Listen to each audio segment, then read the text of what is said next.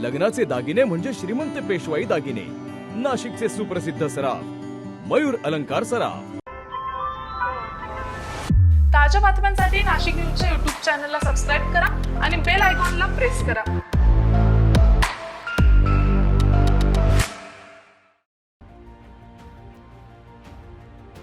नाशिक महानगरपालिकेच्या घनकचरा व्यवस्थापन विभागाच्या वतीनं जागतिक वसुंधरा दिनानिमित्त कचरा वर्गीकरण आणि शाश्वत व्यवस्थापनाबाबत जनजागृती करण्यासाठी माहिती पुस्तकाचं अनावरण करण्यात आलंय।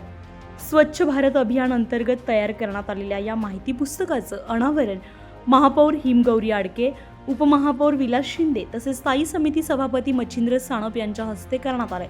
मनपा आयुक्त मनीषा खत्री तसेच अतिरिक्त आयुक्त अमित रंजन आणि करिश्मा नायर यांच्या मार्गदर्शनाखाली हा उपक्रम राबवण्यात आलाय।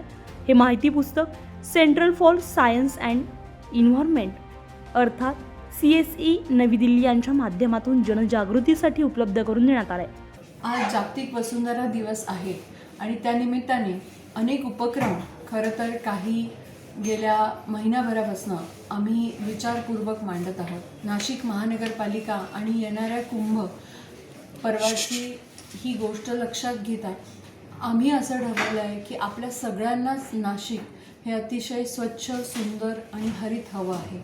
पण असं नाशिक जेव्हा उभं करायचं आहे ते सगळ्यांच्या सहभागाने होणार आहे। नाशिककरांना बाजूला ठेवून आपण काही मोजकी लोक संपूर्ण नाशिक हरित करू शकत नाही, संपूर्ण नाशिक स्वच्छ देखील राहू शकत नाही। मग आज सॉलिड वेस्ट मॅनेजमेंटच्या ज्या काही प्रॅक्टिसेस आहे, कचरा विलगीकरण, प्रत्येक घरामध्ये हाऊसहोल्डमध्ये ओला कचरा आणि सुका कचरा निघतो। मग वेगळं काय ठेवायचं आहे? आता जर आपण बघितलं तर ही पुस्तिका आहे वेगळे ठेवा नाशिक। मग आपल्याला काय काय वेगळं ठेवायचं आहे? यामध्ये आपल्याला ओला कचरा वेगळा ठेवायचा आहे, सुका कचऱ्यामध्ये पण आता वेस्टच्या ज्या आधीच्या संकल्पना होता त्या वेगवेगळ्या होत चालल्या आहेत। आपण पाहतोय की आता अनेक घरांमध्ये इलेक्ट्रॉनिक वेस्ट देखील तितक्याच प्रमाणात आहे, कारण मोबाईल आहे, चार्जर आहे, बरेचशी घड्याळं इलेक्ट्रॉनिकच्या माध्यमातून आहे, सेल आहेत, लॅपटॉप्स आहेत, प्रिंटर्स आहेत आणि अनेक अशा छोट्या गोष्टी आहेत, इलेक्ट्रॉनिक डिव्हाइसेस आहेत, गेम्स आहेत, रिमोट कंट्रोल्स आहेत। हे इलेक्ट्रॉनिक वेस्ट देखील वेगळं ठेवण्याची गरज आहे। त्याचबरोबर आपले प्लास्टिकचे जे वापर करतो आपण त्याला पण वेगळं ठेवायची गरज आहे। तर ही का आहे? आता पर्यावरणपूरक जगणं हे आपण शिकलं पाहिजे। जेव्हा आपण एखादी प्लास्टिकची वस्तू वापरतो तर रियूज आणि रिसायकल त्याचा झाला पाहिजे। आपण म्हणतो दंडात्मक कारवाई का करायला हवी? तर नक्कीच जेव्हा 50 मायक्रॉनच्या खाली प्लास्टिक वापरलं जातं ते अतिशय खराब असतं एन्व्हायरमेंटसाठी, कारण त्याचं डिग्रेडेशन होत नाही आणि याला विघटीकरणाकरता अनेक शेकडो वर्ष लागतात आणि त्यामुळे ते प्लास्टिक असंच आपल्या पर्यावरणाला त्रास देत राहतं। त्यापेक्षा ते रियूज आणि रिसायकल करून आपण वापरू शकतो, ही एक वेगळी संकल्पना आहे। म्हणून वेगळं काय काय ठेवायचं आहे हे सगळं या पुस्तिकेत नमूद केलेलं आहे।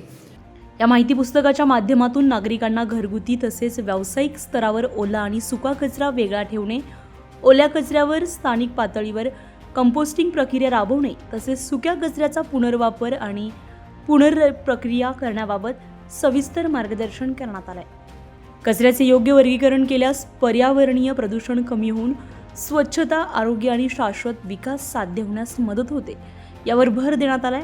तसेच सार्वजनिक ठिकाणी कचरा टाकणे, कचरा जाळणे किंवा नियमांचे उल्लंघन केल्यास दंडात्मक कारवाईची तरतूद करण्यात असल्याची माहिती देखील देण्यात आली आहे। यावेळी नगरसेवक दिनकर अण्णा पाटील, जयंत जाचक, सविता काळे, कोमल मेहरोलिया, निवृत्ती इंगोले, घनकचरा व्यवस्थापन विभागाचे संचालक डॉक्टर आवेश पलोड, जनसंपर्क अधिकारी नितीन गंभीरे, CSE संस्थेचे प्रतिनिधी कैफी जावेद, आदिती पताडे तसेच पर्यावरण प्रेमी उपस्थित होते।